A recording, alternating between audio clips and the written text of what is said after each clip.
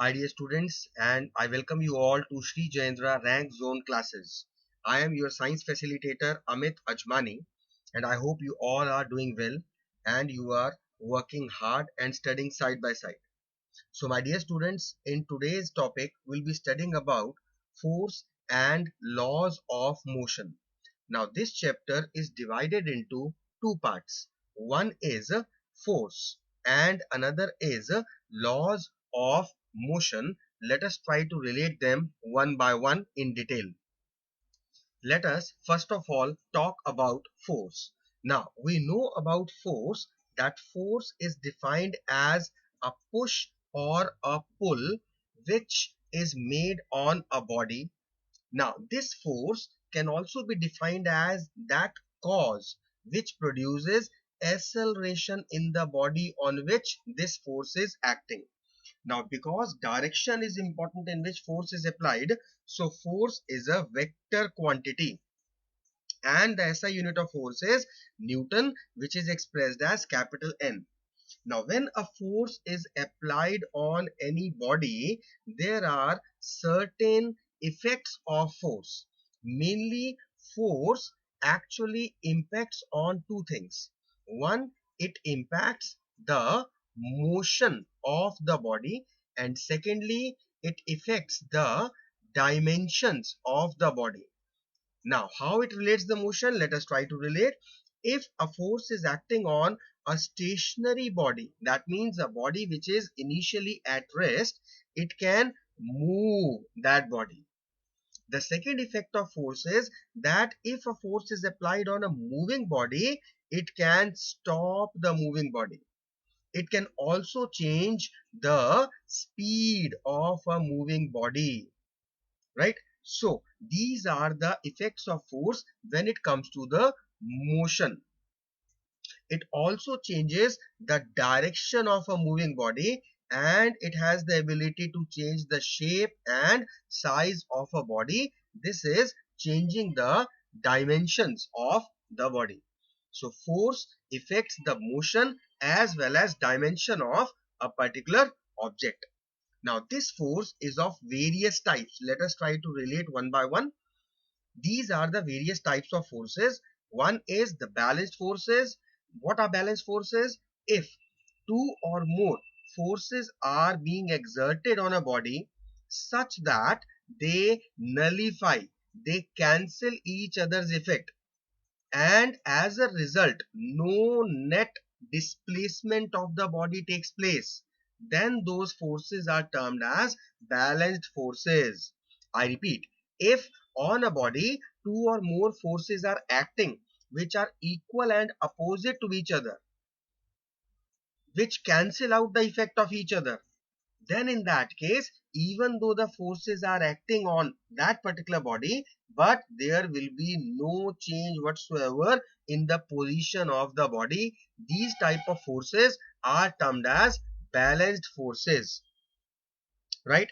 Now, if the forces are acting on the body, but there is some change in the position of the body, one force is more as compared to the other, in that case those forces are known as unbalanced forces.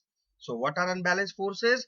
These are a set of forces acting on a body which do not cancel each other's effect, and as a result of this there will be some displacement, some change in the position of the body, right? Next type of forces are contact forces. As the name suggests, these are the forces which are exerted between two bodies which are in direct contact with each other. If the bodies are contacting each other, right, then in that case the forces exerted between them are called contact forces. Best example is frictional force. We know that the force of friction, it only exerts when the two surfaces are in contact with each other. One surface is moving or sliding over the other surface. So this is the best example of contact forces. And there are certain forces which do not require any kind of medium or any kind of contact to act. Such kind of forces are called non-contact forces. For example, magnetic force.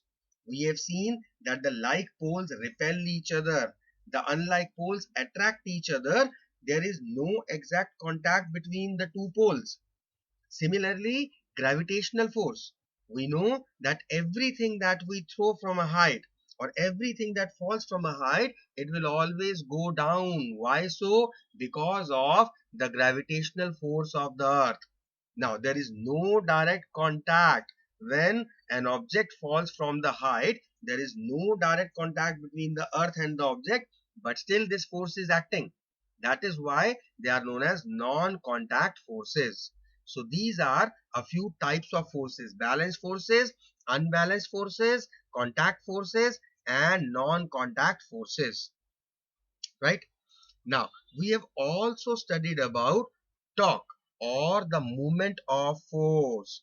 What exactly is movement of force? It is the turning effect of a force on a body. When we are making the body to turn, to go in a circular motion, then the force acting is known as movement of force, which is also termed as torque.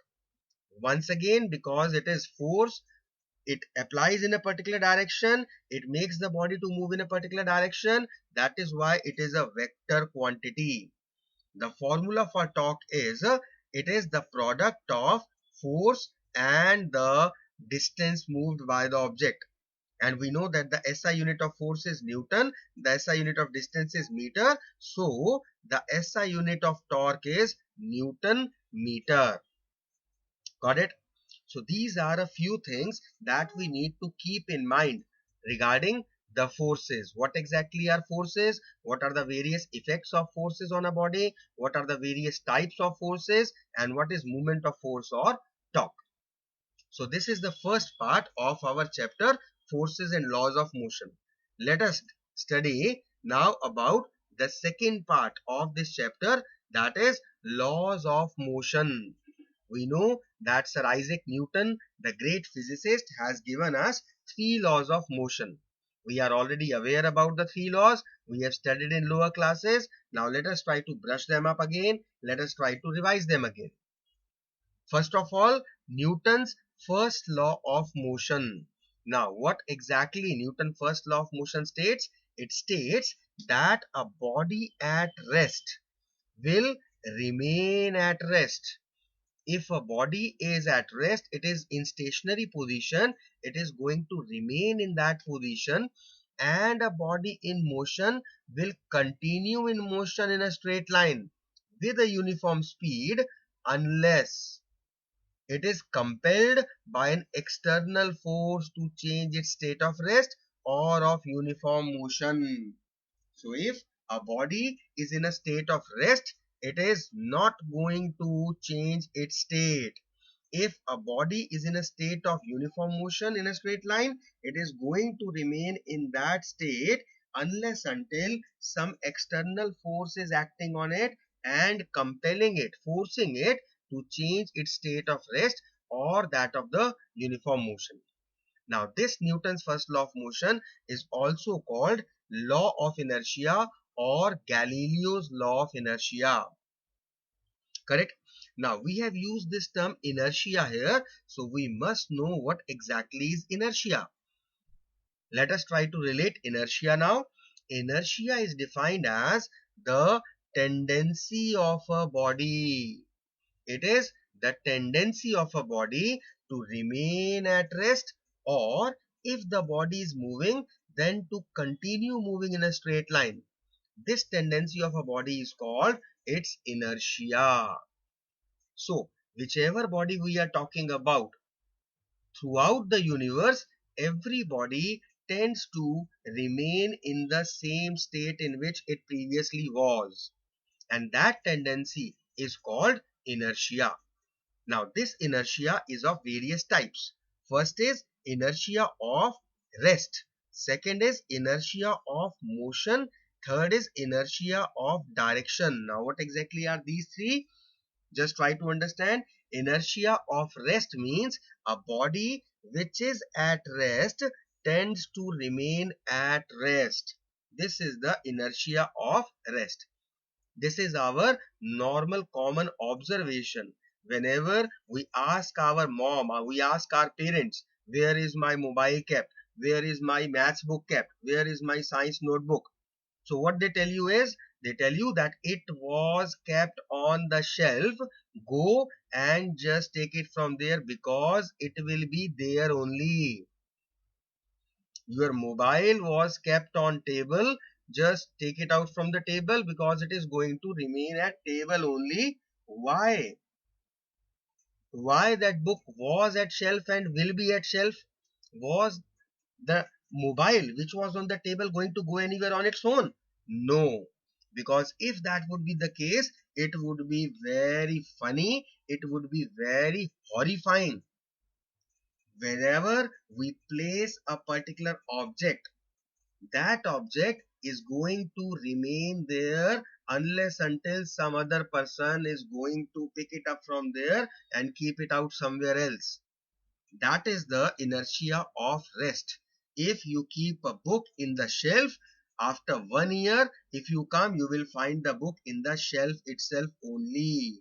If nobody else has just picked it up from there and kept somewhere else, it will be there only. It is not going to go anywhere on its own. This is because of inertia of rest. Understood? Now, the next is inertia of motion.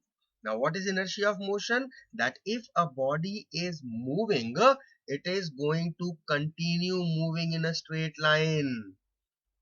If a body is moving, it will never ever stop. Now, this thing is a bit hard to digest at times. Students lot many times ask me, sir, what do you want to say by this statement? If we pedal our bicycle 10 times and the bicycle is moving, do you want to say that the bicycle is never going to stop? It is going to go forever. We can have a round the trip, world trip on that bicycle, not pedaling it again. Yes, of course. Surprised, huh? It is because the bicycle, the condition is Newton's first law of motion, that a body will remain in a state of uniform motion unless it is compelled by some external force. So if you are talking about your bicycle, you pedal the bicycle, and after some time if you stop pedaling it, you see that the bicycle is slowing down, and after some time it comes to a stop. Why exactly it is happening? It is happening because of the opposite force acting on the bicycle, that is the frictional force. The tires of the bicycle and the surface of the road, they are in direct contact with each other, because of which the frictional force is produced, and we know that frictional force is always the force opposing the motion. So that is the main reason why the bicycle stopped. If you just start playing a pendulum, right, that pendulum will oscillate for some time, and after some time it will stop on its own. Is it an exception for inertia of motion? No, because once again the frictional force of the air is playing its part. But if you try doing it in vacuum, where there is no air to oppose the flow, there is no friction whatsoever, then in that case, if you start a pendulum, it is going to oscillate forever. Of course, yes, forever. It is never going to stop. After 1 month, 1 year, or 10 years, you will still find it oscillating. Condition is that there should be vacuum. There should be no air, no frictional force opposing the force. It will continue to move in the same uniform motion throughout. Got it? So this is inertia of motion. Next is inertia of direction. Now, inertia of direction means if a body is moving in a particular direction, it will tend to remain in that direction only. It will resist, it will oppose if there is any kind of change in the direction, some external force has to be applied to change its direction. So these are the three types of inertia we must know. Now there are so many questions based on this particular Newton's first law of motion. They are all very important, and you not only have to understand, but you also need to relate how to express your answers. Let us try to relate each and every example one by one. Now, taking out dust out of the carpet. Once again, it is our normal observation in our day-to-day household chores that we have seen whenever our mothers, whenever anyone is basically taking the dust out of carpet, what we do is we beat the carpet. No? Similarly, whenever we are changing the bed sheet, in that case we have seen that we always give the jerks to the bed sheet. Now why exactly it happens? How dust comes out from that? The reason is simple. It is based on Newton's first law of motion. How? Try to understand. Initially, the carpet and the dust, or the bed sheet and the dust, they both were in the state of rest. Now, when we applied force on the carpet or on the bed sheet, in that case, because of that external force, the carpet or the bed sheet, they came in motion, but not the dust particles. The dust particles will be left, and that is why they drop down. Understood? Same exactly is the explanation for the next question, the next reasoning, that is fruits fallen from trees.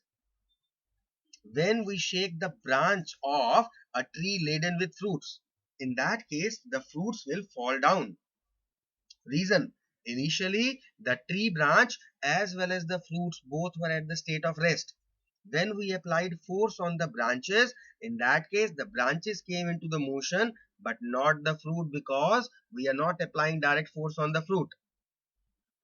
That is why upon shaken the fruits will fall down, right?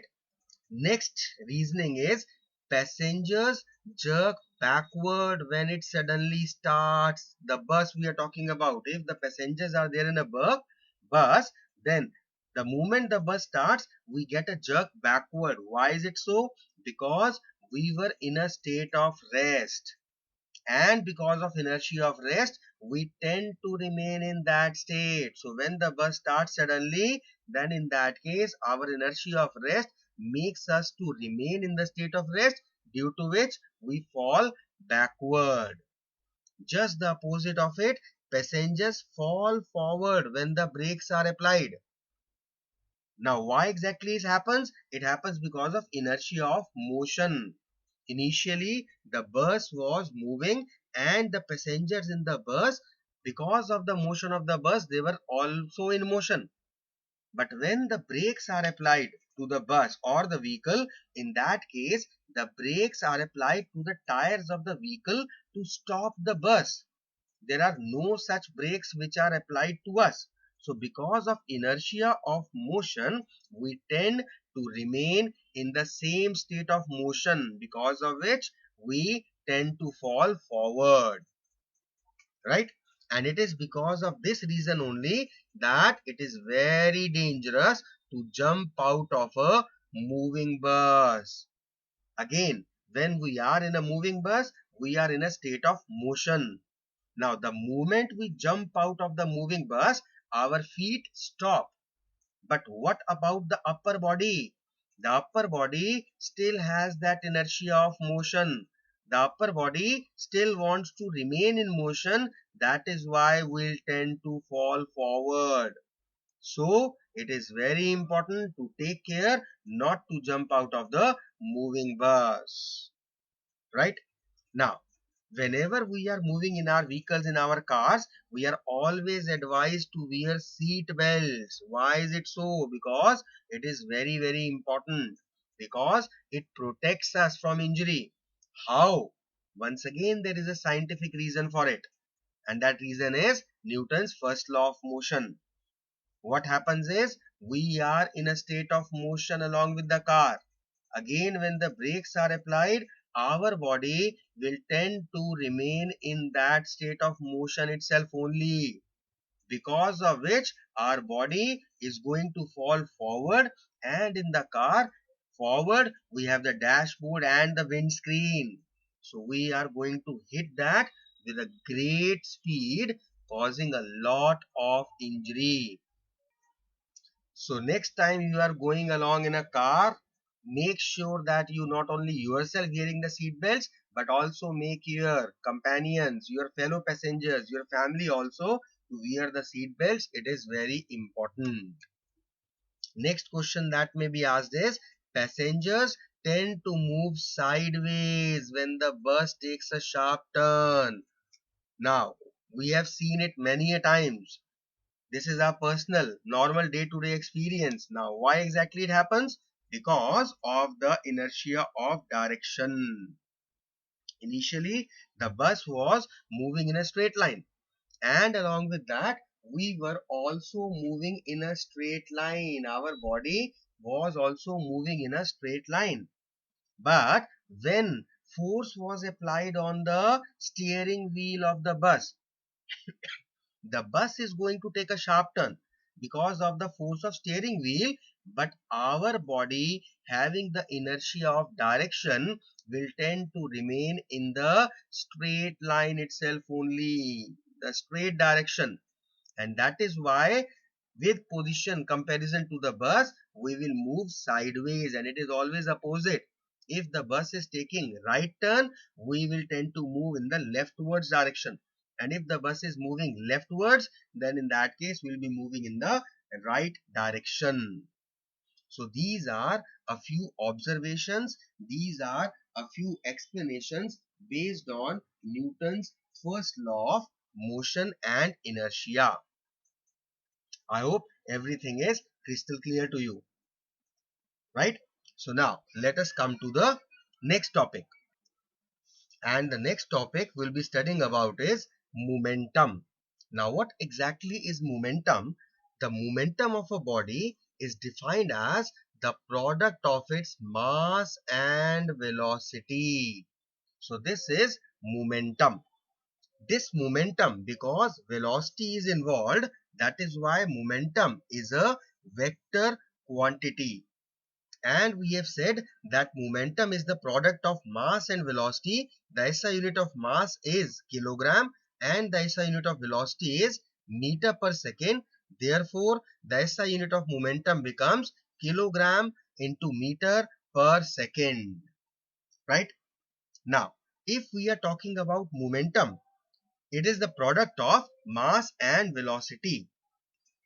Velocity, we know, is of two types. One is initial velocity, which is represented at small u, and final velocity, which is represented by small v. So accordingly, if the velocities are specified to be initial or final, then the initial momentum is equal to the product of mass into the initial velocity, and the final momentum will be the product of mass and final velocity.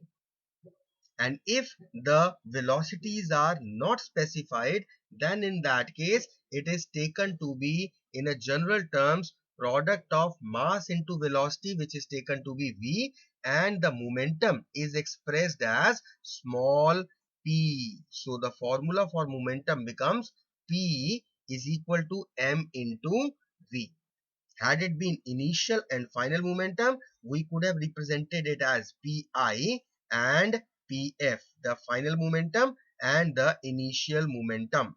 Otherwise, we write P is equal to m into V, where P is represented for momentum, m is the representation for mass, and V is the representation of velocity. Now, if the body is at rest, that simply means the velocity is zero. That is why anything multiplied by 0 becomes 0. So, the momentum will be 0 for a body at rest. Momentum will be 0 for a stationary object. Clear? Now, based on this momentum, we will be studying about the Newton's second law of motion, which is quite important.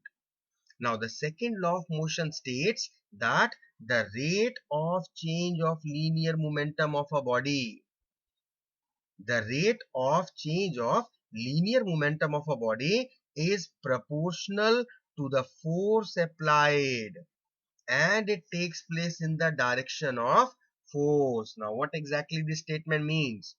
The statement means that the rate of change in the linear momentum, the rate in which the linear momentum is changing from initial to final, it depends on the force which is applied on it.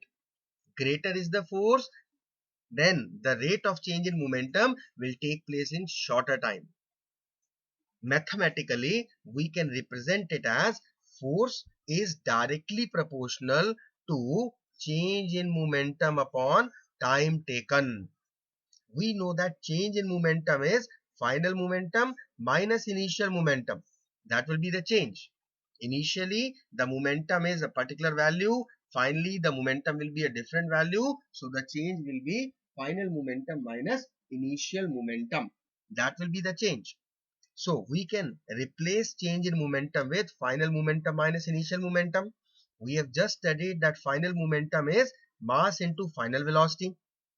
Initial momentum is mass into initial velocity. So our formula becomes force is directly proportional to mv minus mu upon t. Taking m common, we can also write it to be m. In bracket, we can write v minus u divided by t. Now we know that v minus u upon t is equivalent to a, as per the first equation of motion, which stated that v is equal to u plus at. From there, we can relate a to be equal to v minus u upon t.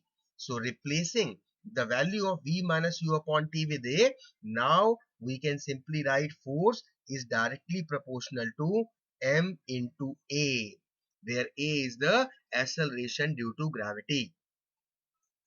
Right?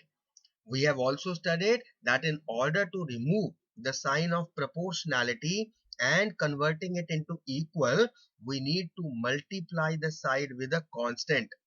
So this is what we have done. We have represented f is directly proportional to ma with f is equal to k into ma, where k is the constant of proportionality and the value of k is 1. So replacing the value of k with 1, we are left with the formula f is equal to m into a. This is our derivation for Newton's second law of motion. Initially, we have studied that Newton's second law of motion stated that the rate of change in momentum is directly proportional to the force, and it takes place in the direction of force, which mathematically we concluded to be F is equal to m into a, where m is the mass of the body, SI unit is kilogram, a is the acceleration due to the gravity, and the acceleration of the body, SI unit is meter per second square, and F is the force whose SI unit is Newton. And mathematically, 1 Newton is equal to 1 kilogram multiplied by meter per second square. Got it? Fine. From this formula, we may also conclude that A is equal to F upon m. That is, the acceleration produced in a body is equal to F upon m. It is directly proportional to the force and is inversely proportional to the mass of the body. Clear? This is quite important deduction that we have derived from Newton's second law of motion, and let us try to relate a few questions based on Newton's second law of motion. Let us try to relate them one by one. The first is case of a long jumper.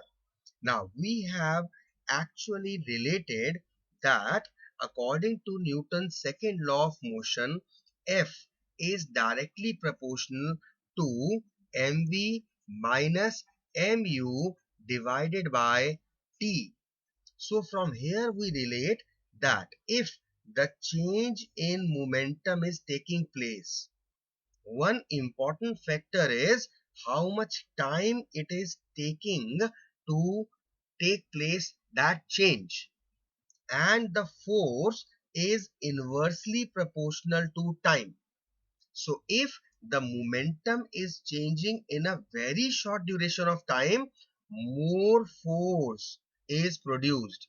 And if the time is more, then in that case, the amount of force will be decreased.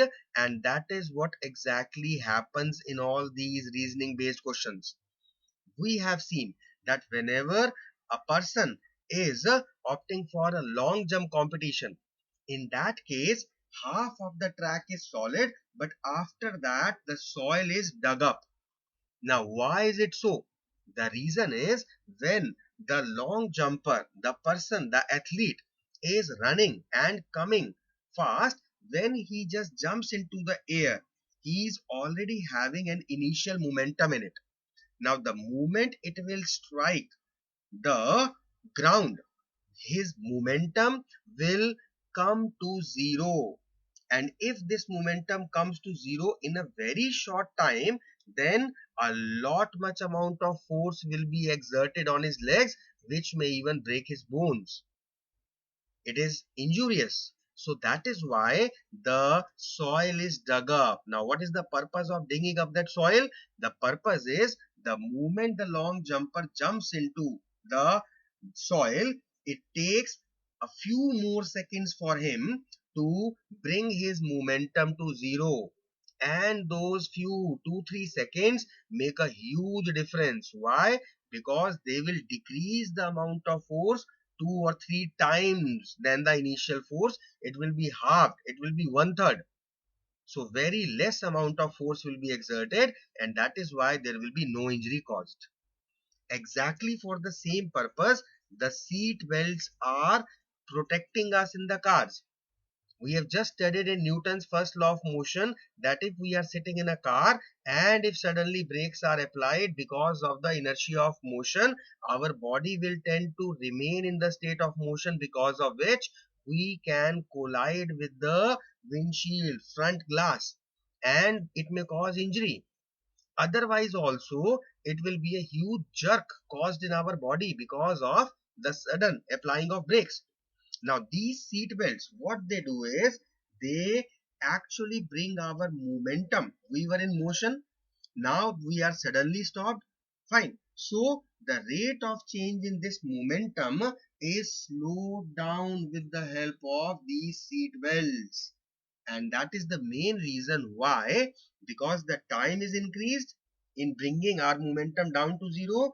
That is the main reason why lesser amount of force is exerted on us. Got it? Now, if we watch cricket, mostly students, most of you must have watched cricket, you must have liked the game of cricket. So in cricket, we have seen that whenever a cricket player is catching a ball, he never just puts out his hand in order to catch the ball. The moment he catches, he lowers down his hand a bit. This is also based on Newton's second law of motion. Now the ball was coming with a great velocity, right? And the moment the cricketer, the player, he catches the ball and the ball strikes his hand, he is actually decreasing the momentum of the ball to zero because the ball will stop. Now, if this process of reducing the momentum to zero takes place in a very short interval of time, a huge amount of force will be exerted on the hands of the player, which may cause him pain or even injuries. So that is the main reason why after catching the ball, he lowers his hand in the same flow. The purpose is once again same. The duration in which he is lowering his hand, he is actually increasing the time period of making the momentum of the ball zero in greater time, because of which, because time and force are inversely proportional to each other, less amount of force will be exerted on his hands. So he will not feel the pain or any kind of injury won't be there. So these are some common observations based on Newton's second law of motion. So you see, there are so many things in our day-to-day life which are based on certain reasons. Maybe we have not known them till now, but now we can relate after knowing, after studying, after understanding that yes, these are important, right? In today's class, we'll be just taking up till here only. The chapter is still left. We'll be just conducting in the next class. But I want you to revise and learn all the topics we have done in today's class. We have done so many important things. Let us try to brush up before ending up this session. The first thing we did was we studied about force. Let me go back to the main starting. We studied about force. What is force? It's a vector quantity. What is the SI unit of force? And from second law, now we can relate the formula also for force. That force is the product of mass and acceleration of the body. Correct? What were the effects of force that force can produce? It can act on the motion as well as the dimensions of the body. It can start a moving body, it can stop a moving body, it can start a stationary body, it can change the speed of a moving body, it can change the direction of a moving body, and it can change the shape and size of a body. Next, we studied about the type of forces: balanced, unbalanced, contact and non-contact forces. Next, we talk about the turning effect of force, which is termed as moment of force or torque. The formula is force into distance moved. It's a vector quantity, and the SI unit we need to remember, Newton meter. Then we started up with Newton's laws of motion. Initially, we studied about the Newton's first law of motion, which stated that the body at rest will remain at rest and in motion will remain in motion unless until it is compelled by some external force. Importantly, it is called law of inertia or Galileo's law of inertia. Now, what is inertia? The tendency of a body to remain in the state of rest or in motion, to resist any kind of change, any external change in the atmosphere. The body tends to resist it. It wants to go as per its own will. That is called inertia. Three types: inertia of rest, inertia of motion, inertia of direction. If a body is at rest, tries to remain at rest. If it is in a motion, tries to remain in motion. And if it is in a particular direction, it tries to be in that direction only. Right? Based on these, we did lot many reasoning questions. Just reading it, not giving the answers once again because we have recently just studied about it.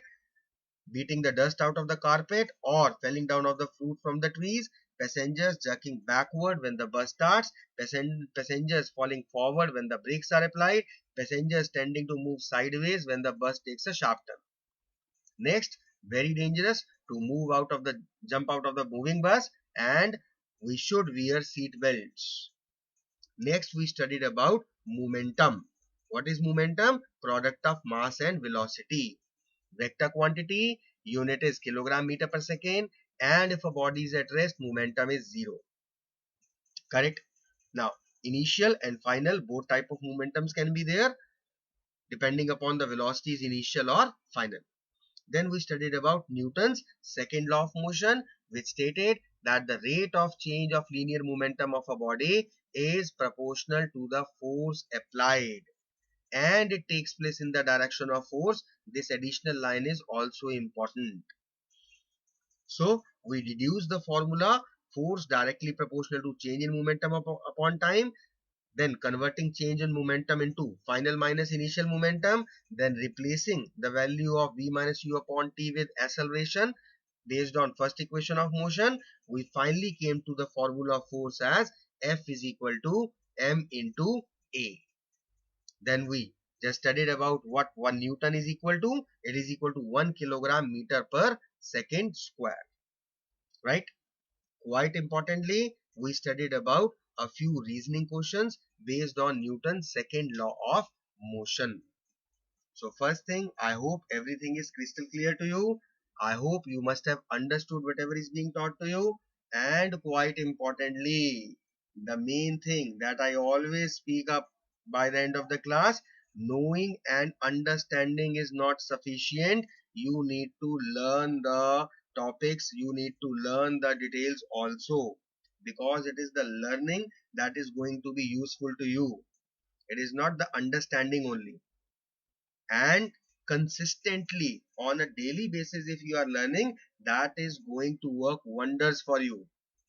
It's no use that we just study and read and study and read. We don't learn, and when the whole chapter is completed, then we think of doing that chapter. It's of no use. It's always better that you do the things side by side, because it makes the things lighter. It doesn't add to your burden. And very importantly, if you are studying side by side, you'll be able to learn in a better way. You'll be able to remember better. It'll be there in your mind for much more longer time. And also make sure that whenever the next class is going to happen, you already have the schedules with you. Whenever the next class is going to happen, before that, you need to recall, you need to devote 10-15 minutes just in order to brush up what was there taught in the previous class regarding this particular chapter, so that the previous things, they can be recollected, and the next things can be associated, related, and understood better. Got it? So please make sure that you are learning side by side. Please make sure that you are keeping up with the pace. So we'll meet you in the next class with the next topic of the same chapter. We are still having some few topics left. Till then, take care of yourself, study hard, and thank you so much for being with me.